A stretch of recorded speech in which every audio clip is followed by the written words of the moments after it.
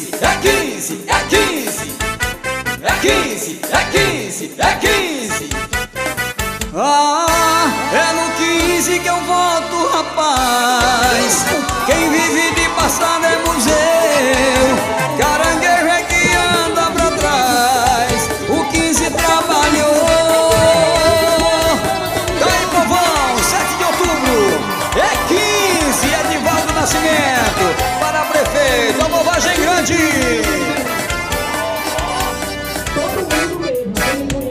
Era um governo que não pagava ninguém, que não tinha obras nem respeito pelo povo.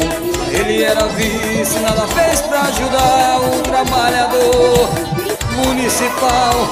Edivaldo, secretário, ajuda a doutora Ana a governar pro povo e realizar suas obras. Com o Chicocó, o progresso vai continuar, por isso eu vou votar no 15. Ah, é no 15 que eu voto, rapaz. Quem vive de passado é museu. Caranguejo é que anda pra trás. O 15 trabalhou. Uai, naquela dupla eu não voto jamais. Quem vive de passado é museu.